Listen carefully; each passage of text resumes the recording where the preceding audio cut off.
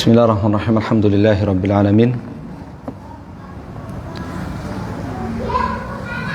Alhamdulillahirabbil alamin. Asyhadu an la ilaha illallah wahdahu la syarikalah wa asyhadu anna Muhammadan abduhu wa rasuluh sallallahu alaihi wa ala alihi wa sahbihi wa sallama tasliman katsira.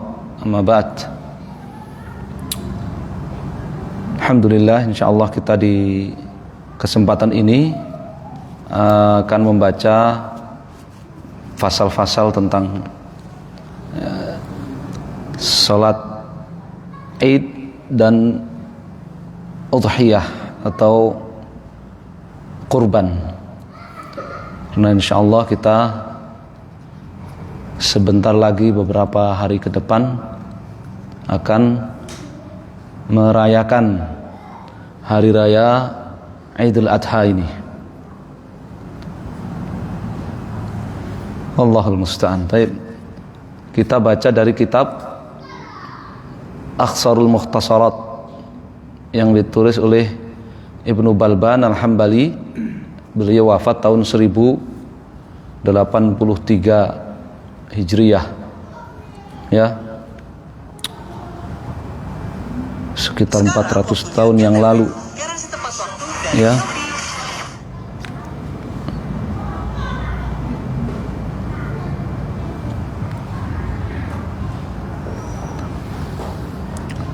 Qala faslun fi salatil aidain. Ibnu Balban Al-Hambali beliau mengatakan ini adalah sebuah fasal seputar salat dua hari raya, yaitu Idul Fitr dan Idul Adha. Ya. Disebut Id kalau dalam bahasa kita hari raya. Itu karena ada perkumpulan besar kemudian melakukan ya acara-acara ibadah, prosesi-prosesi ibadah tertentu dan berulang setiap waktu. Ya, berulang setiap waktu di waktu yang sama atau di tempat yang sama. Ya, makanya disebut Id. Ya. Dari kata ya ain, ya dan dal, ya, yang artinya ada yaudu, kembali, ya. Wasalatul aidain fardu kifayatin, dan salat Id baik itu Idul Fitr ataupun Idul Adha itu fardu kifayah. Hukumnya fardu kifayah.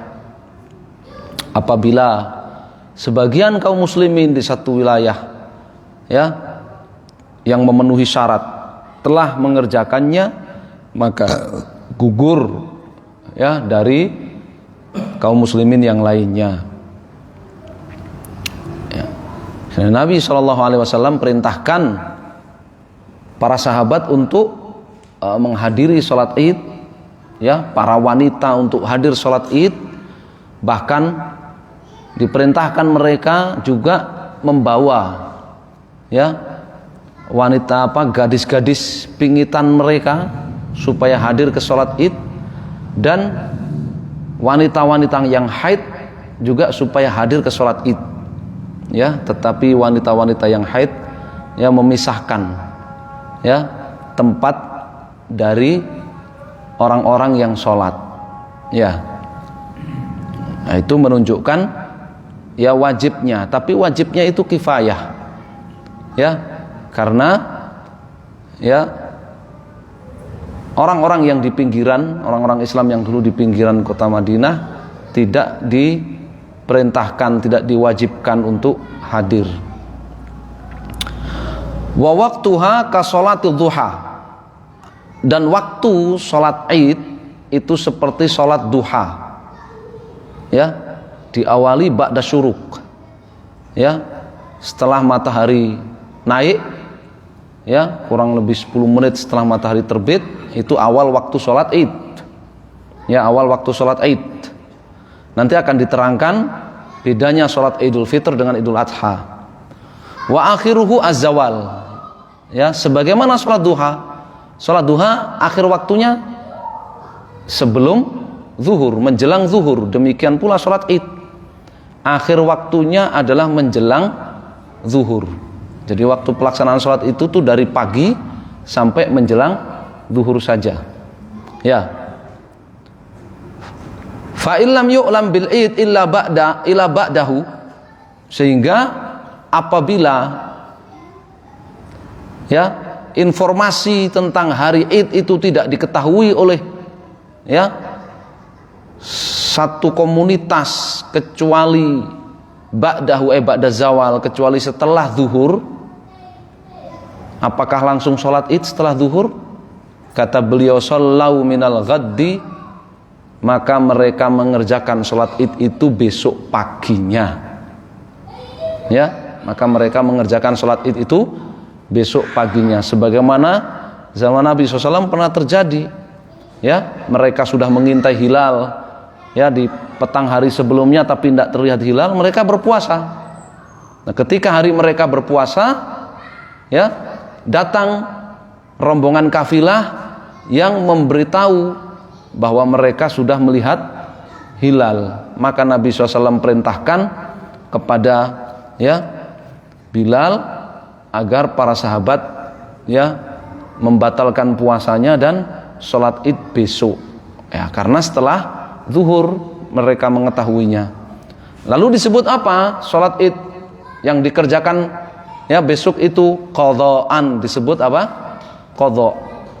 Ya, disebut qadha. Dan tata caranya kalau qadha, maka ya apabila itu dilakukan secara berjamaah di satu komunitas, maka tata caranya juga seperti sholat id itu. Ya, disunahkan ada khutbahnya juga. Ya. Tapi kalau qadhanya itu sendiri, nanti akan diterangkan, kalau qadhanya sendiri ya, maka tidak ada khutbahnya. Wa syartun liwujubiha syurutu jum'ah wa li sihhatiha istitanun wa adadul jumu'ah. Dan syarat wajib ya mengadakan salat id itu seperti syarat-syarat wajib salat Jumat. Ya. Yakni para lelaki yang sudah balik, ya, para lelaki yang sudah balik, ya.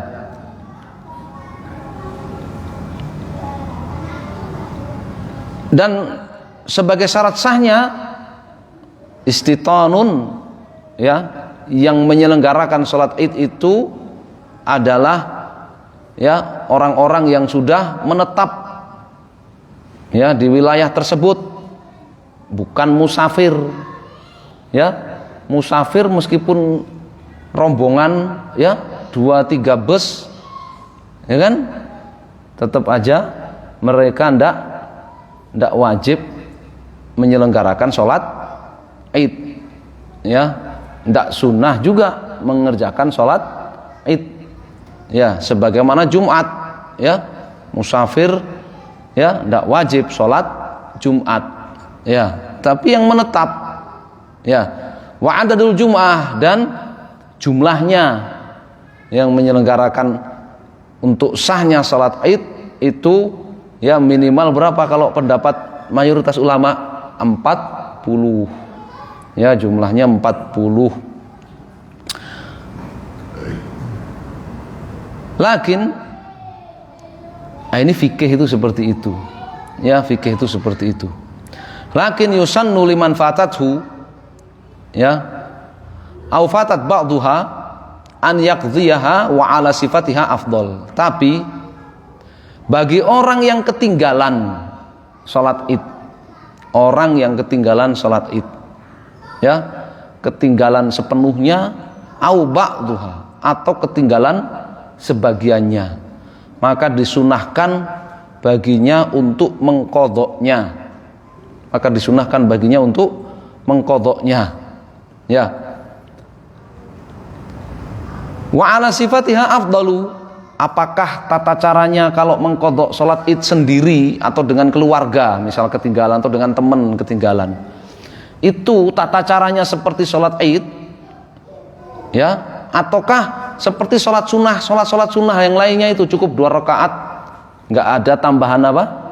Takbir, ya, nggak ada tambahan takbir sebelum Al-Fatihah di rakaat pertama, rakaat kedua.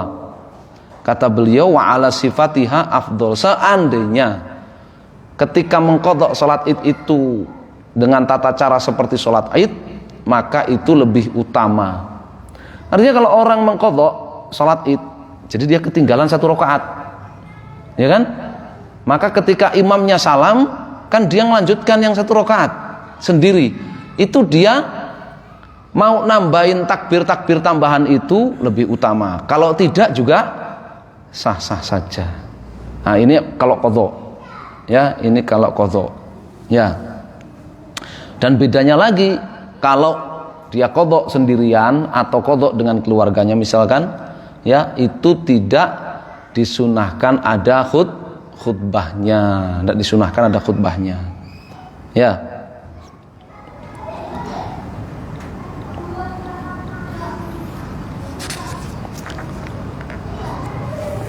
Dulu kan pas pandemi kan pada sholatnya di rumah masing-masing, ya kan? Ya cuma sholat 2 rakaat saja.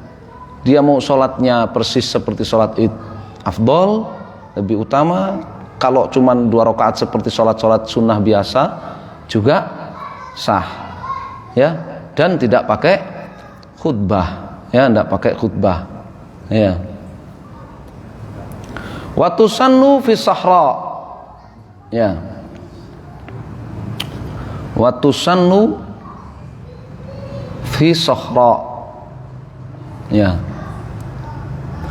Dan disunahkan salat Id itu di sahra, ya, lapangan atau tempat terbuka di luar pemukiman, ya, kharijal balad, dalam bahasa fikih kharijal balad, di luar pemukiman. Kata Syekh Ahmad Al-Quaimi di Hawasi di sini, muqayyadatan bi kauniha qaribatan urfam minal buyan, di luar pemukiman tapi dekat dengan rumah-rumah penduduk, dekat dengan pemukiman penduduk, ya. Li alla yakuna dhahabuhum ilaiha safaron, supaya tidak jadi safar, supaya tidak perlu safar untuk datang ke lapangan itu, menunjukkan bahwa sahra itu lapangan terbuka di luar pemukiman, ya, tapi tidak jauh dari pemukiman, ya, tidak jauh dari pemukiman, ya.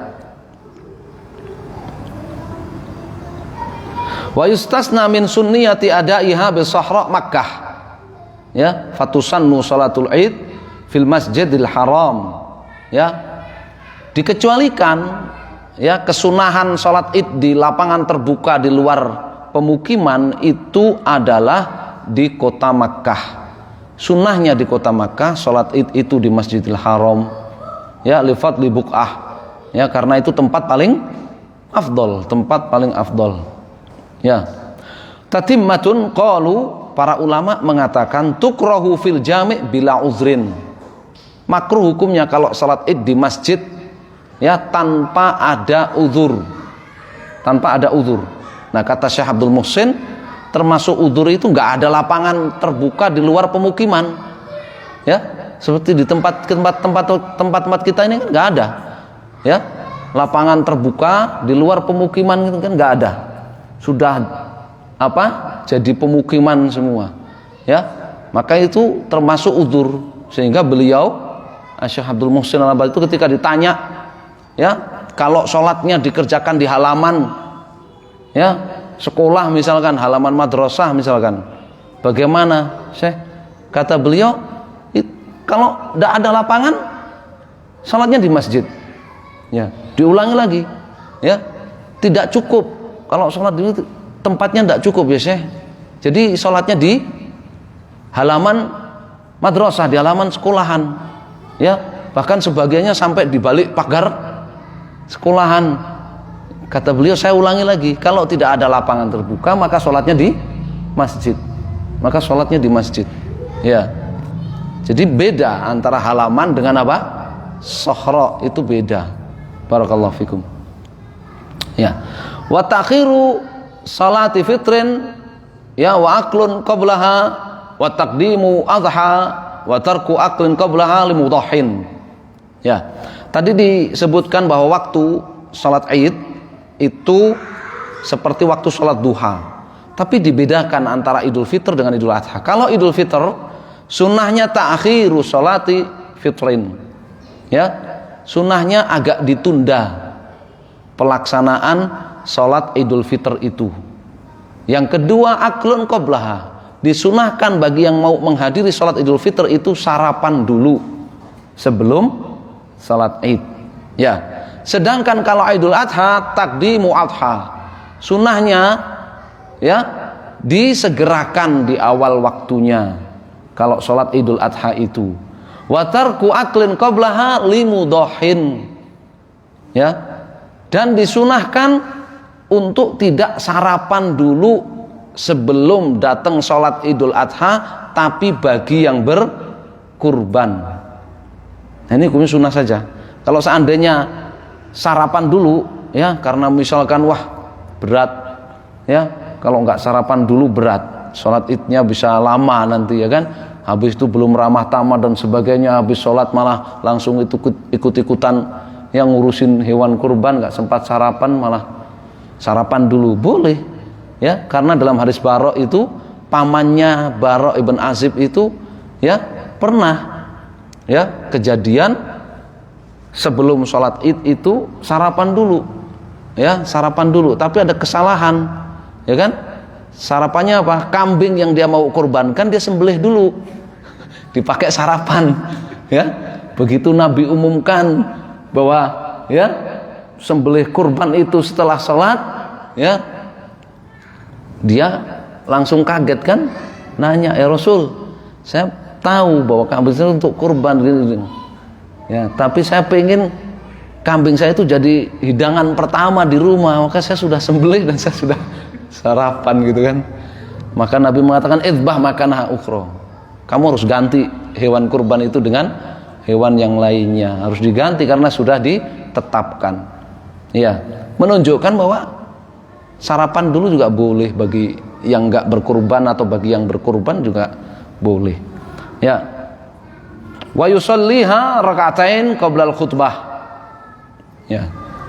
Tapi biasanya kalau kita sholat Id itu mau Idul Fitr mau Idul Adha ya, rata-rata mulainya jam 6, jam setengah 7 ya, jam 6.30 gitu kan ya, rata-rata ya kan.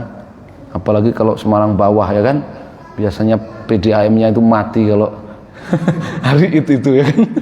Nah, biasanya itu iya itu, subhanallah. Wa yusalliha raka'atain qabla al-khutbah. Tata caranya sholat Id. Sholat Id itu dikerjakan 2 rakaat qablal khutbah, sebelum khutbah. Pelaksanaannya sebelum khutbah ya, 2 rakaat pelaksanaannya sebelum khutbah ya. Yukabbiru fil ula, disunahkan ada takbir di rakaat pertama ba'dal istiftahi, sesudah membaca istiftah, wa qabla ta'awudhi wal qiraah, sebelum membaca ta'awudh, a'udzubillah dan seterusnya, wal qiraah dan al-fatihah ya. Berapa? Sittan, 6 kali ya, berarti dengan takbiratul ihramnya jadi 7 ya.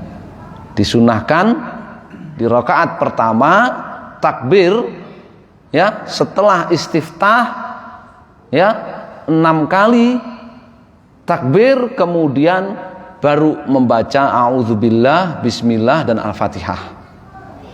Wa fi tsaniyah, dan di rakaat kedua qabla al-qiraati, sebelum memulai baca al-fatihah disunahkan takbir khamsan, 5 kali ya. Jadi dengan takbir berdiri jadi 6 ya. Rafi'an yadaihi ma'a kulli takbiratin, disunahkan mengangkat kedua tangan di setiap takbirnya ya. Di setiap takbirnya itu mengangkat kedua tangan, sunnah ya. Wa yaqulu ba'da kulli takbiratain wa yaqulu baina kulli takbiratain. Satu pertanyaan. Ya, antar takbir itu sedekap apa diluruskan? Ya, sedekap apa diluruskan? Dalam al-madhab itu, dalam perincian itu ada apa namanya? Ada yang pendapat yang masyhur itu sedekap. Ya. Tetapi apabila mau tidak sedekap, diirsal juga sah-sah saja. Ya, antar takbir itu. Ya. Wa yaqul, dan membaca, disunahkan membaca baina kulli takbiratain, antar dua takbir, baca apa? Allahu akbar kabira walhamdulillahi katsira wa subhanallahi bukratan wa asila wa sallallahu ala Muhammadin wa alihi wa sallama tasliman katsira. Ya, baca takbir, tahmid, tasbih, salawat. Ya, antar takbir itu baca itu disunahkan. Au ghairahu, atau baca yang lain. Baca terserah. Ya, mau baca subhanallah walhamdulillah wala ilaha illallah Allahu akbar boleh. Mau baca salawat juga boleh. Allahumma sholli ala Muhammad, Allahumma sholli ala Muhammad boleh. Ya, mau baca apa saja boleh antar takbir itu. Ya, yang penting ringkas, bacaannya apa? Ringkas. Ya, ini hanya kesunahan ini diriwayatkan dari sejumlah sahabat. Ya, sejumlah sahabat, tidak ada yang marfu' dari Nabi Shallallahu Alaihi Wasallam. Tsumma yaqra'u, kemudian ya membaca ba'dal Fatihah jahran, kemudian membaca dengan jahr ba'dal Fatihah, ya, sesudah Al-Fatihah, fil ula, di rakaat pertama, sabbihisma rabbikal a'la, al-a'la, wa fil tsaniyah al-ghasyiyah, dan di rakaat kedua sesudah Al-Fatihah membaca al-ghasyiyah. Ya, takbir-takbir tambahan yang 6 di rakaat pertama dan 5 di rakaat kedua itu sunnah hukumnya. Ya, fatat bifawati waktiha, kalau kelupaan, ya, kalau kelupaan ya tidak apa-apa. Ya, kalau kelupaan ya tidak apa-apa. Semoga dapat pahala niat mau ngamalkan sunnah. Ya, kalau kelupaan, ya, jangan sampai sudah masuk Al-Fatihah balik lagi ke takbir-takbir tambahan itu. Ya, iya, batal kalau begitu, karena sudah pindah rukun. Ya, maka dia meninggalkan rukun itu dengan sengaja, batal dia salatnya. Kalau sudah masuk Al-Fatihah kok balik ke takbir-takbir itu lagi. Ya, jangan sampai. Ya, kalau lupa ya sudah lupa, tidak apa-apa. Ya, itu sunnah fatat, ya, waktuha. Iya. Gimana? Ribut ya. Iya, kalau imamnya udah langsung baca Al-Fatihah itu makmumnya ribut, subhanallah, ya lanjut, sudah pindah rukun. Ya, karena bacaan Al-Fatihah itu rukun dalam sholat. Ya. Jadi ini makmum juga harus, ya, jangan main interupsi aja, ya. Makmumnya juga harus ngerti fikihnya, ya. Fikih jadi makmum juga harus ngerti, ya. Perkara sunnah itu kalau ditinggalkan oleh imam ya dimaklumi saja. Ya, jangan ditasbih-tasbih, ya, diinterupsi ya. Iya. Tapi sebelum salam sujud sahwi gitu pernah. Jumhur pendapat mayoritas ulama, perkara sunnah, ya, perkara sunnah apabila kelupaan dikerjakan ada dua. Yang pertama sunnah kebiasaan. Misalkan yang biasa kunut subuh, setiap hari biasa kunut subuh, qadarullah lupa, maka boleh sujud sahwi. Sedangkan kalau sunnah itu bukan kebiasaan, insidental aja seperti kayak gini, maka tidak disunahkan sujud sahwi, tidak disunahkan sujud sahwi. Ya, tapi yang pasti itu tadi, perkara sunnah, amalan sunnah itu kalau, ya, ditinggalkan oleh imam entah sengaja atau lupa, makmum tidak boleh apa? Tidak boleh interupsi, ya, tidak boleh tasbih, ya, tidak boleh. Iya, penting itu. Ya. Tsumma yaktubu ka khutbatai al-jumu'ah. Kemudian setelah salat, ya, setelah salam berkhutbah, ya. Bagaimana sifatnya khutbah, tata cara khutbahnya? Ka khutbatail jumu'ah, seperti dua khutbah Jumat. Ya, seperti dua khutbah Jumat. Ya. Jadi sebagian ulama bahkan ya mengutip kesepakatan ulama bahwa khutbah Id itu dua khutbah. Ya, Nabi SAW di lapangan nggak pakai mimbar. Ya, bagaimana Nabi khutbah keduanya pindah tempat? Ya, Nabi pindah tempat. Ya, Nabi pindah tempat. Ya. Sedangkan kalau di dalam masjid maka turun dari mimbar, ya, untuk ya memisahkan antar dua khutbah itu. Ya. Lakin yastaftihul ula bitis'i takbiratin.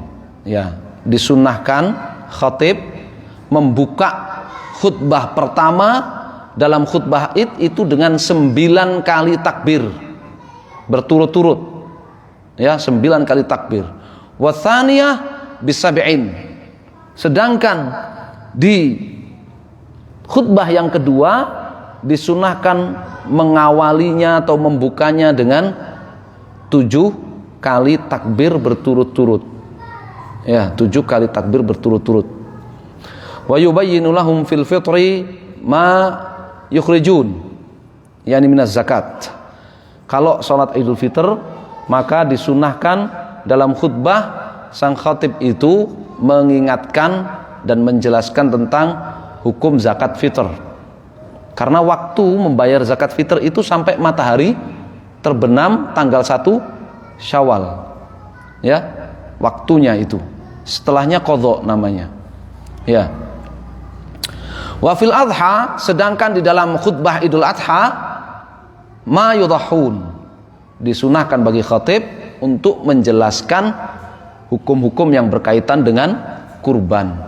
Hukum-hukum yang berkaitan dengan kurban. Wa sunnah at-takbir al-mutlaq lailatai al-idain. Kemudian disunnahkan, ya.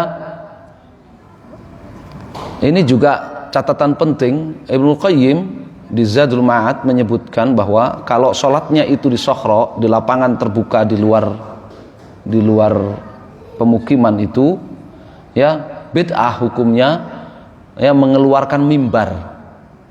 Ya, mengeluarkan apa? Mimbar. Jadi sunnahnya memang kalau di tempat terbuka maka tidak pakai mimbar. Sunnahnya begitu. Ya. Kalau di lapangan terbuka, ya, maka sunnahnya itu tidak pakai mimbar. Ya.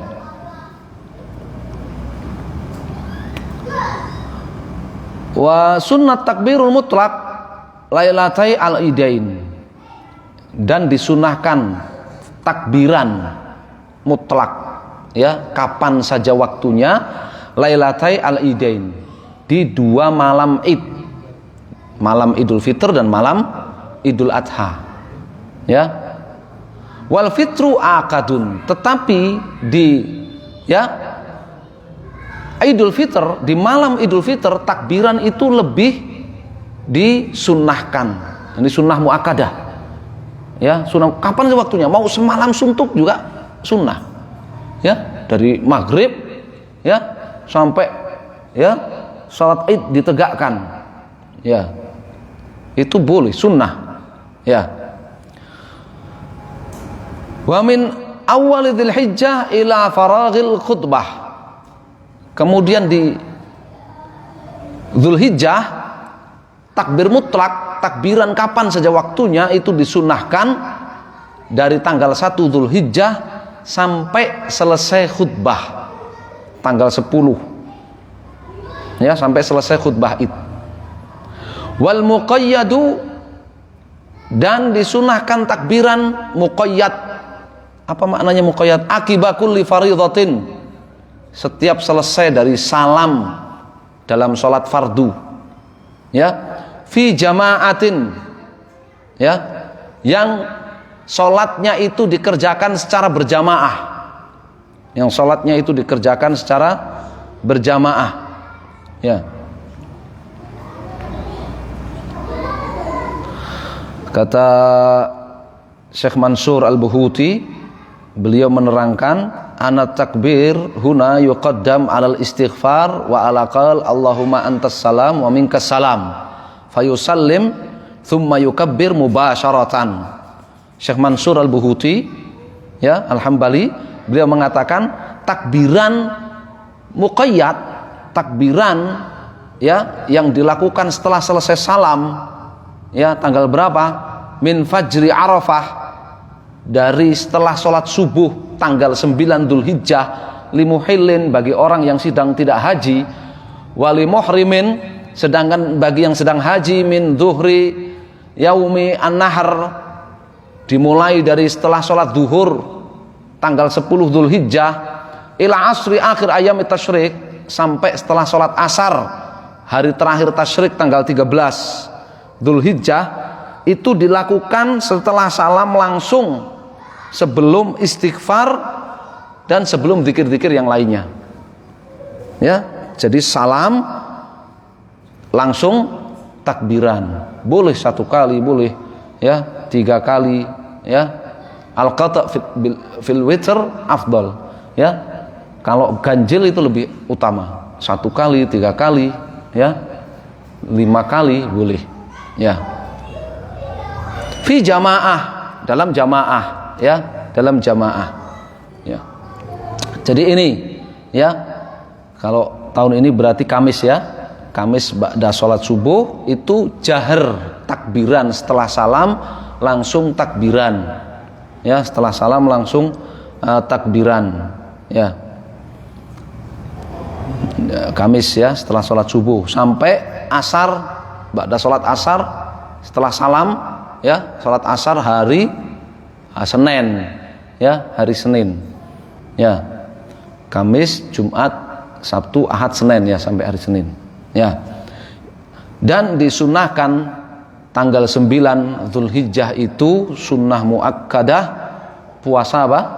Arafah. Nabi SAW sabdakan ya, yukaffiru sanatal madhiyah wal baqiyah, ketika ditanya keutamaan puasa Arafah ya, menghapuskan dosa 1 tahun yang berlalu dan yang akan datang. Wallahu a'lam. Kita lanjutkan faslun fil hadyi wal udhiyah.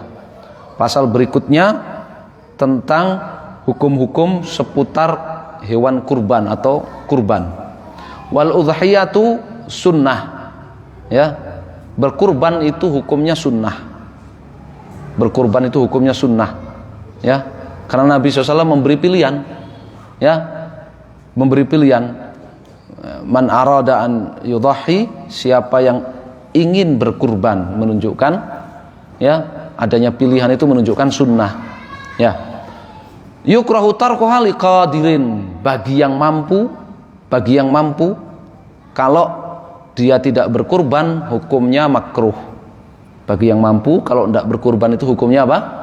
Makruh ya. Sampai-sampai ulama mazhab Hambali itu ya memberi rukhsah, memberi keringanan ya, memberi keringanan kalau harus berhutang ya, untuk berkurban itu harus berhutang ya, syaratnya mampu bayar utang ya, syaratnya mampu melunasi utangnya ya. Ini sebagaimana disebutkan oleh Syekh Ahmad di sini dari para ulama Hanabilah ya. Wa waktu dzabhi ya, waktu penyembelihan ba'da salatil id, sesudah selesai sholat id ya. Kenapa? Karena khutbah itu sunnah. Ya. Seandainya tidak ada khutbah juga tidak apa-apa ya. Seandainya tidak ada khutbah juga tidak apa-apa ya. Itu misalkan kesiangan ya kan, sholat idnya kesiangan ya, khotibnya nggak datang misalkan kan, iya sudah, waduh ini sudah jam 7 kok nggak datang imamnya gitu kan, sama khotibnya nggak datang, nggak ada yang mau menggantikan juga ya, datangnya telat khotibnya.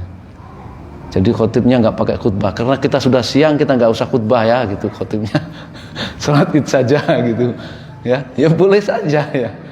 Iya. Jadi waktu penyembelihan kurban itu setelah selesai sholat Id, setelah selesai sholat Id, ya, au qadriha, atau diperkirakan sudah selesai. Ya, bagi yang tidak hadir, ya, dia mau nyembelih kurban di rumahnya, dia nggak hadir sholat Id. Ya, kapan nyembelihnya? Diperkirakan imam di masjid udah selesai sholat Id. Ya, sampai kapan waktunya? Ya, ila akhiri tsanit tasyriq. Ya, dalam madhab, ya, Al-Hambali itu akhir waktu penyembelihan kurban itu hari kedua tasyrik. Ini tanggal 12 Dzulhijjah. Ini pendapat mazhab Hambali. Kalau pendapat mayoritas ulama itu 13 Dzulhijjah. Ya, kalau mayoritas ulama itu 13 Dzulhijjah. Ya, ini karena perbedaan dalam menafsirkan fi ayyamim ma'dudat. Ya, hari-hari ya yang ya, terhitung sedikit itu. Mazhab Hambali ayyamim ma'dudat itu menafsirkan ya sampai tanggal 12. Ya. Tapi mayoritas ulama mazhab Syafi'i, Maliki, Hanafi itu 13. Ya, baik siang ataupun malam itu boleh sah waktu untuk menyembelih kurban. Wala yu'ta jazurun ujratahu minha. Jagal yang nyembelih tidak boleh diupah. Ya, diupah penyembelihan itu dengan sebagian daging kurban. Ya. Jadi kalau ngasih daging kurban untuk jagalnya itu boleh. Boleh-boleh saja. Tapi jangan dianggap itu sebagai, jangan dihitung sebagai upahnya. Ya. Kunna nu'tiha min indi anfusina. Nabi SAW dalam kisah Ali bin Abi Thalib itu, ya, beliau mengatakan kami membayar upahnya dari kami sendiri. Yani pengkurban punya apa? Punya beban untuk membayar upah tukang jagalnya, dan harus diperhatikan tukang jagal itu adalah muslim yang sholat, ya, muslim yang taat, muslim yang sholat, ya, jangan sampai yang penting apa? Jagal, ya, yang penting jagal. Karena saya di berapa kali itu menemukan, ya, justru di RPH, ya, kita itu sudah nunggu lama gitu kan, kita mau minta, yang nyembelih itu bukan mereka, yang nyembelih sudah ada sendiri, tapi mereka yang motong-motong gitu kan, karena mereka yang punya peralatannya dan sebagainya gitu kan, dan tempatnya. Kita tuh nunggu dari sore, ya, kita ini nunggu dari sore malam tanggal 11 Dzulhijjah sampai jam 1 pagi baru pada datang tukang jagalnya itu, ya, itu pun masih belum sadar sepenuhnya. Mereka habis pesta, ya kan, mereka habis pesta minuman keras, ya kan, iya, ya nggak sholat, nggak apa, ya, tapi kan mereka yang punya alat-alatnya, yang bisa mengoperasikan alat-alat itu. Kalau yang nyembelih mereka juga sadar, mereka nggak mau nyembelih. Ya, yang nyembelihnya ada, ya, orang yang sholat yang nyembelihnya. Jadi itu jadi pelajaran, ya. Itu habis kejadian itu, kalau ke daerah situ saya nggak mau kalau diajak mampir makan sate. Jajan sate kita di sana, nggak mau saya kalau di tempat situ, karena dagingnya kalau dia ngambil dari apa? RPH, itu di RPH yang nyembelih orang-orang nggak sholat, orang-orang yang kerjaannya mabuk. Ya, Assalamualaikum. Ya, jadi ini penting jagalnya itu, ya, orang yang sholat, ya.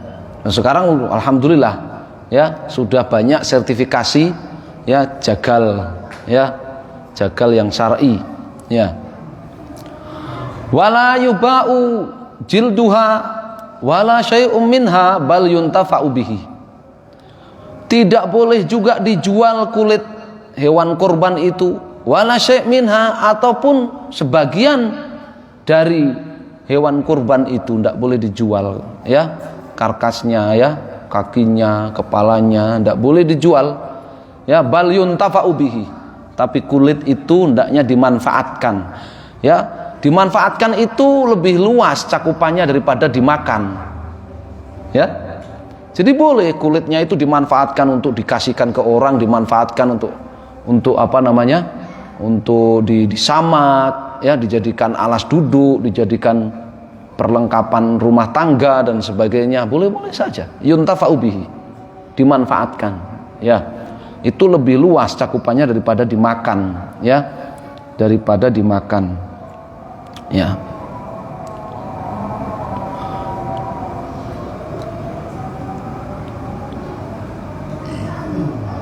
Wa afdalu hadiyin wa udhiyah ibil, ya. Kita adzan dulu aja ya. Tayyib, kita masih panjang ini waktunya. Tayyib, adzan dulu, tafadhol. Silakan adzan dulu.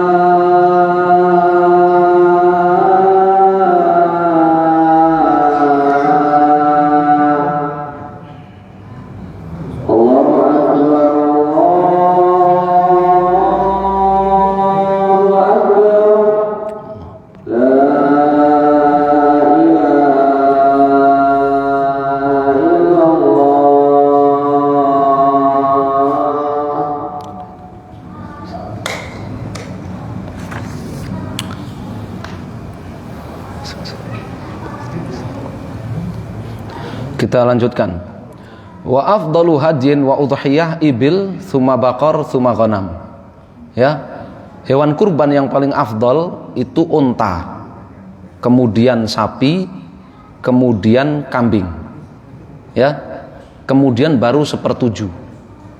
Ya. Jadi 1 ekor kambing itu lebih afdal daripada sepertujuh sapi atau unta. Ya. Kenapa? Ya, sapi lebih afdol, 1 ekor sapi lebih afdol daripada 1 kambing karena manfaatnya lebih luas. Ya, manfaatnya lebih apa? Luas. Ya. Wala yujzi'u illa jaza'u dha'n. Ya, au thaniyu ghairihi. Kemudian sekarang kriteria hewan. Tidak sah. Ya. Untuk dijadikan hewan kurban, ya, kecuali jadza'udz dha'n, ya, kecuali kalau dia itu kambing domba, usia minimalnya dha'n mata malahu sitat asyur, ya, minimal 6 bulan. Jadi kalau kambingnya domba gembel, ya misalnya kalau di tempat kita wedhus gembel, maka tidak sah dijadikan hewan kurban kecuali usia minimalnya berapa? 6 bulan. Kecuali telah lewat usia 6 bulan. Sedangkan selain domba ya, atau wedhus gembel, maka tsani harus sudah masuk ke tsani. Dalam bahasa kita harus sudah pupa. Harus sudah pupa. Nah, pupanya hewan itu beda-beda. Fathaniyu ibil malahu khamsus sinin. Kalau ya unta disebut pupa itu kalau sudah lewat 5 tahun usianya. Wa bakar sanatan, sedangkan sapi harus sudah lewat itu kalau sudah usia lewat dari 2 tahun. Sudah lewat dari 2 tahun. Sedangkan kalau kambing selain apa tadi? Domba, maka sudah lewat 1 tahun pupa itu. Ya. Wa tujzi usya'an wahid. Kambing 1 ekor, ya, itu sah untuk 1 orang. Sah untuk 1 orang dan keluarganya. Sah untuk 1 orang dan ya sudah terikut serta pahalanya 1 keluarga. Ya, terikut serta pahalanya 1 keluarga. Ya, tapi tetap atas nama 1 orang saja. Tetap atas nama apa? 1 orang saja, sehingga tidak ada iuran kambing kurban, nggak ada. Jadi kalau 1 keluarga iuran, ya, 1 keluarga iuran untuk kambing kurban, maka kambing 1 ekor kambing kurban ini harus diserahkan kepada 1, ya, kepala keluarga. Misalkan lebih afdolnya kepala keluarga. Lalu ketika kurban itu atas nama kepala keluarga dan pahalanya untuk 1 keluarga. Ya, beda dengan badanah wal baqarah. Kalau unta dan sapi ansaba'ah, ya, bisa untuk 7 orang, yakni bersekutu 7 orang, berserikat iuran 7 orang.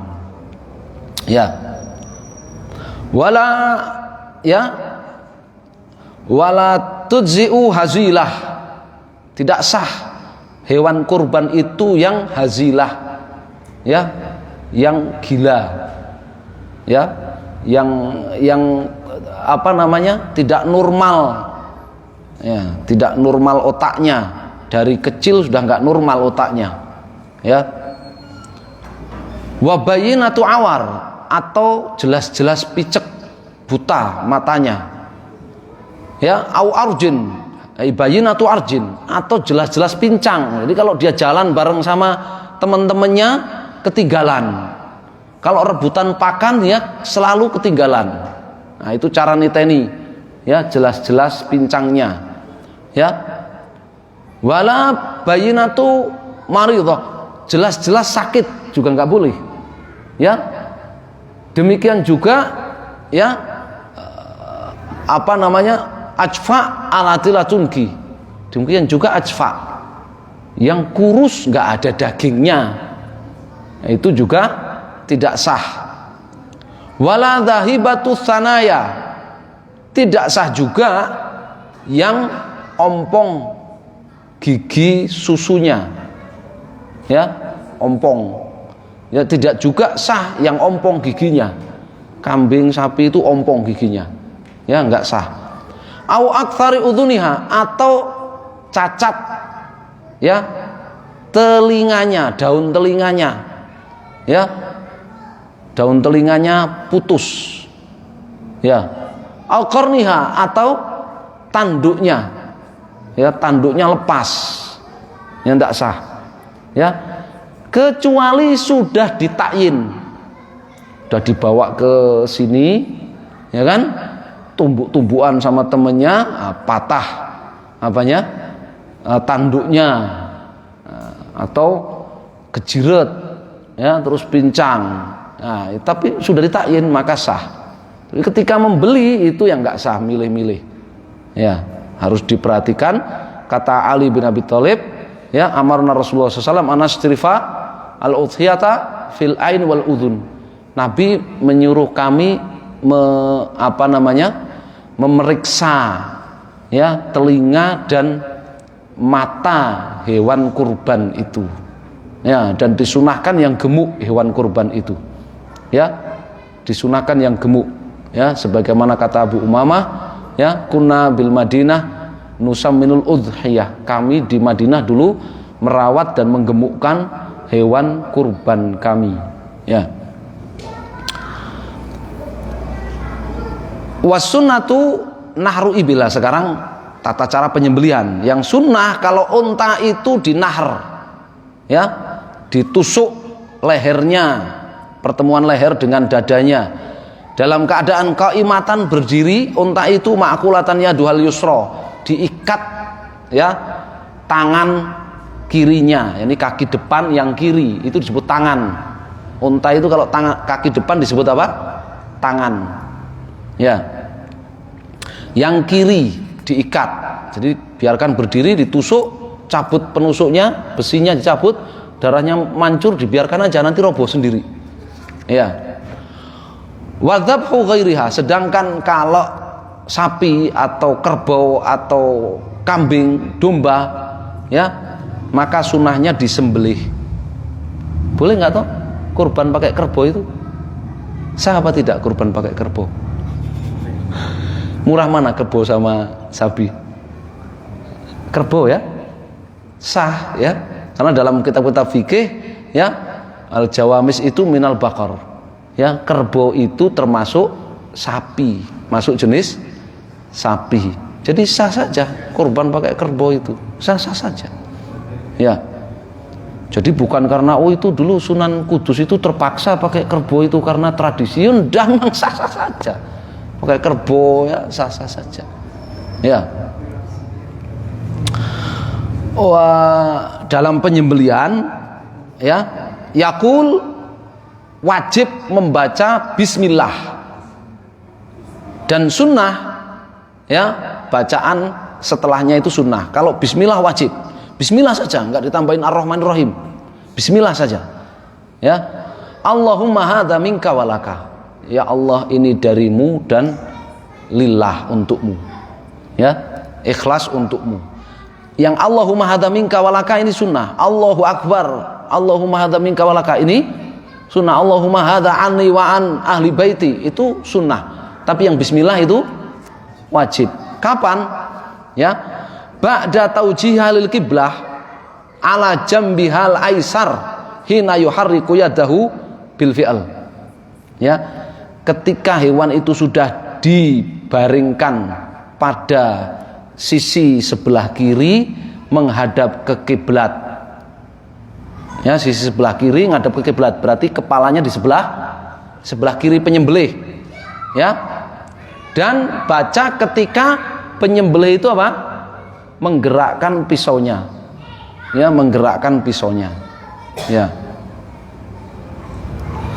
Jadi itu, ya, jadi dirobohkan di sebelah kiri dari hewan itu, kepalanya berarti di sebelah kiri ngadep ke kiblat, ya, dan penyembelihnya ngadep ke kiblat juga dari belakang hewan itu, dari belakang hewan tersebut, ya.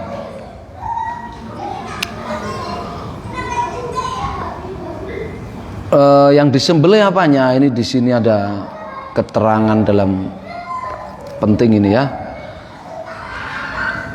Wasyurutuha syurutu zakah, syarat-syarat penyembelian itu ada arbaatun, ada 4. Kaunu dzabih akilan, ya, penyembelihnya itu harus berakal waras, mumayyiz, minimal usia 7 tahun, ya, walau kitabian, ya, seandainya dia bukan muslim maka harus apa? Ahlul kitab, ya, tapi misalnya muslim. Wal alatu, yang kedua alatnya, wahia kullu muhaddadin ghaira sinin wala dhufrin, ya, Benda yang tajam apa saja, yang penting bukan gigi, bukan tulang. Bukan gigi, bukan tulang. Ya. Kalau gigi hewan yang buas tajam. Ya kan? Diasah tajam. Demikian juga ya kuku. Ya, bukan kuku, bukan tulang. Ya, bukan gigi. Ya. Benda tajam apa saja terserah. Ya. Apa itu? Welat, tahu welat ya? Bambu. Nah, bambu yang ditajemin juga sah-sah saja. Ya, batu yang ditajamkan juga sah-sah saja. Ya, bahkan batu meteor dipakai sebagai pisau lebih tajam dari ya logam, dari besi. Ya. Yang ketiga, qat'u hulqumin wa mari. Ya. Yang ketiga atau yang keempat ya. Yang keempat, ya, tadi yang pertama berakal, yang kedua mumayyiz, yang ketiga alatnya benda tajam, yang keempat yang dipotong, syaratnya yang dipotong itu adalah hulkum wa mari. Ya, kerongkongan dan tenggorokan.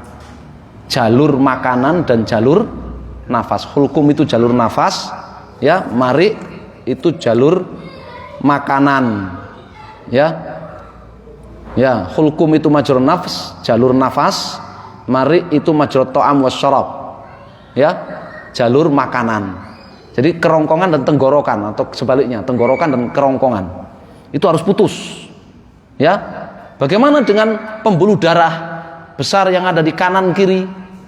Yang ada di kanan kiri kerongkongan itu, ya kan? Bagaimana hukumnya? Wa sunnah qad'ul wadajain. Hukumnya sunnah. Ya, pembuluh darah yang ada di sebelah kanan dan kiri kerongkongan itu sampai putus, itu hukumnya iya sunnah saja. Bagaimana kalau kebablasan sampai putus kepalanya? Bagaimana kalau kebablasan sampai putus kepalanya? Wallahu alam, sah.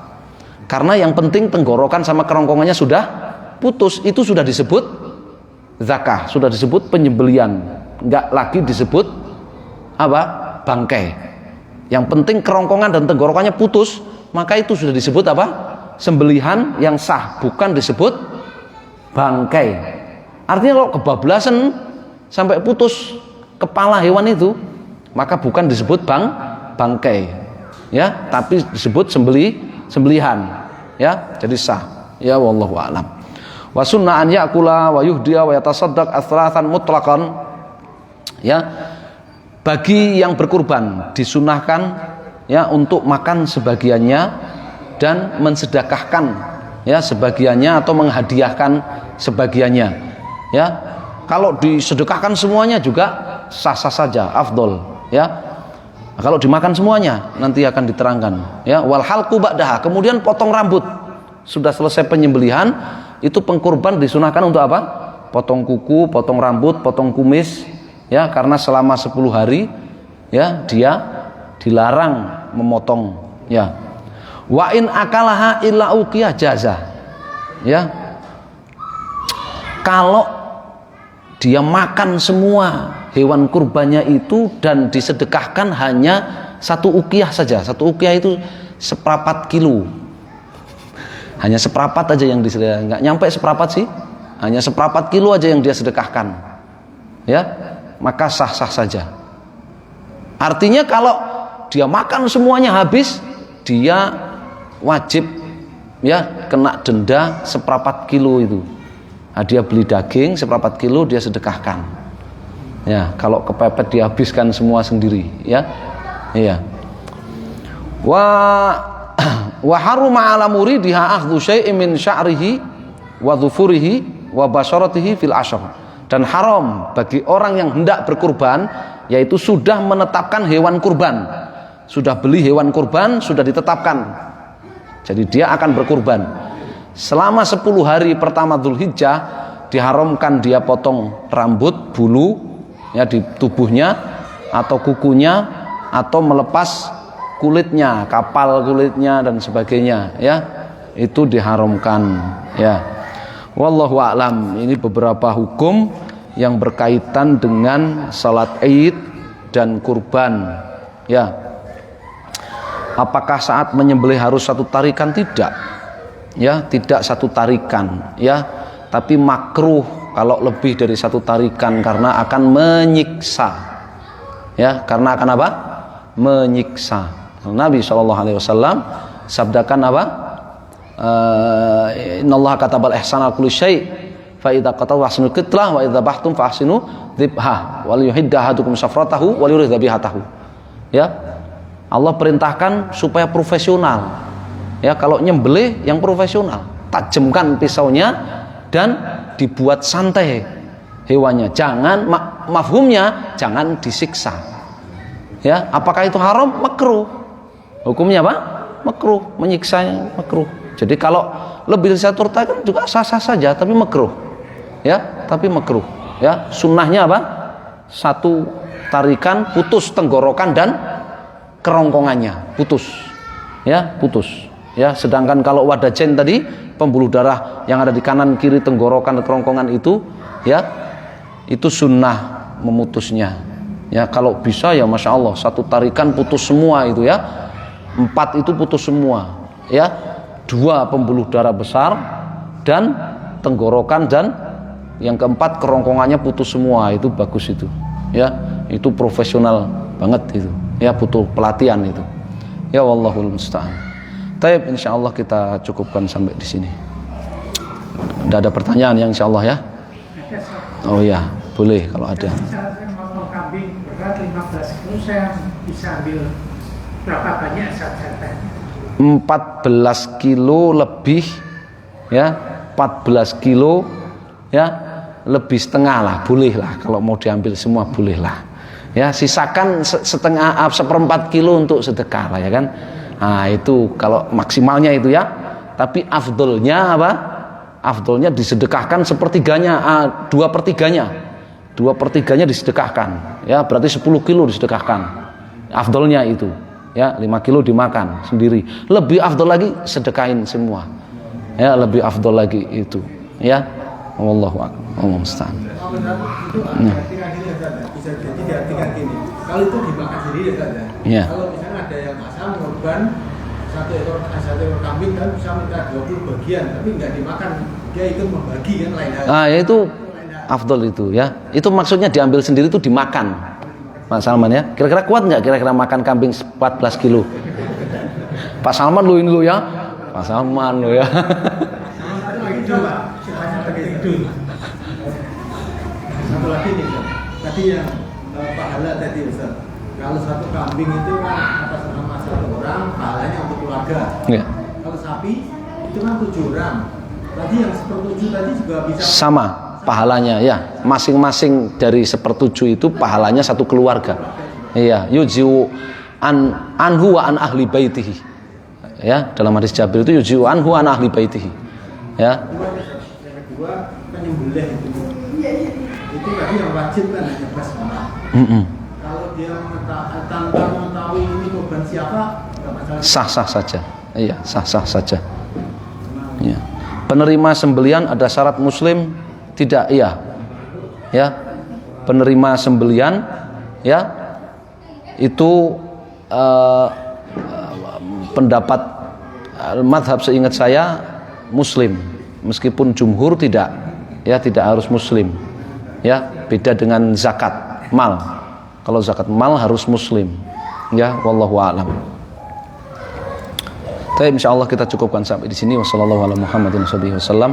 Alhamdulillahirabbil alamin.